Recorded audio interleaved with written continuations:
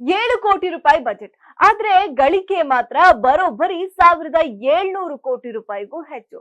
ಹಾಲಿವುಡ್ನ ಹೊಸ horror cinema obsession ಜಾಗತಿಕ box office ನಲ್ಲಿ ದಾಖಲೆಗಳ ಮೇಲೆ ದಾಖಲೆ ಬರಿತಾ ಇದೆ.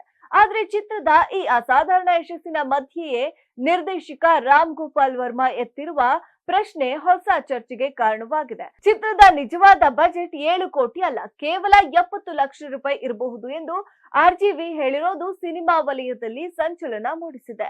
ನಿರ್ದೇಶಕ ಕರ್ರಿ ಬರ್ಕರ್ ಅವರು Hollywood super natural psychological horror cinema obsession ವಿಶ್ವದಾದ್ಯಂತ ಭರ್ಜರಿ ಪ್ರದರ್ಶನ ಕಾಣ್ತಾ ಇದೆ.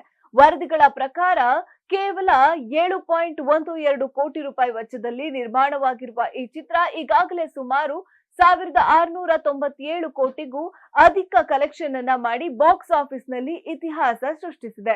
ಭಾರತದಲ್ಲಿಯೂ ಈ ಚಿತ್ರಕ್ಕೆ ಉತ್ತಮ ಪ್ರಕ್ರಿಯೆ ವ್ಯಕ್ತವಾಗಿದ್ದು 34 ಕೋಟಿ ರೂಪಾಯಿಗೂ ಹೆಚ್ಚು ಕಲೆಕ್ಷನ್ ಮಾಡಿದೆ ಎನ್ನಲಾಗ್ತಾ ಇದೆ. ಟ್ರೇಡ್ ವಿಶ್ಲೇಷಕರ ಪ್ರಕಾರ ಚಿತ್ರದ ಲೈಫ್ ಟೈಮ್ ಕಲೆಕ್ಷನ್ 3000 ಕೋಟಿ ರೂಪಾಯಿ ದಾಟುವ ಸಾಧ್ಯತೆ ಇದೆ. ಆದ್ರೆ ಈ ನಡುವೆ ನಿರ್ದೇಶಕ ರಾಮ್ ಗೋಪಾಲ್ ವರ್ಮಾ ಚಿತ್ರದ ಬಜೆಟ್ ಬಗ್ಗೆ ಅನುಮಾನ ವ್ಯಕ್ತಪಡಿಸಿದ್ದಾರೆ.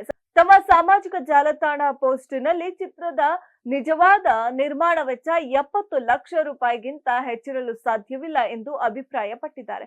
ಕೇವಲ 3 ಲೊಕೇಶನ್ಗಳಲ್ಲಿ ಚಿತ್ರೀಕರಣ ನಡೆದಿರುವಾಗ 7 ಕೋಟಿ ರೂಪಾಯಿ ವೆಚ್ಚ ಹೇಗೆ ಸಾಧ್ಯ ಎಂಬ ಪ್ರಶ್ನೆಯನ್ನ ಆರ್ಜಿವಿ ಎತ್ತಿದ್ದಾರೆ. ಒಟ್ಟಾರೆ ಬಾಕ್ಸ್ ಆಫೀಸ್ ನಲ್ಲಿ ಸುನಾಮಿ ಸೃಷ್ಟಿಸಿರುವ ಅಬ್ಸೆಷನ್ ಸಿನಿಮಾ ಈಗ ತನ್ನ ಗಳಿಕೆಯ ಜೊತೆಗೆ ಬಜೆಟ್ ವಿವಾದದಲ್ಲಿಯೂ ಭಾರಿ ಚರ್ಚೆಗೆ ಗ್ರಾಸವಾಗಿದೆ.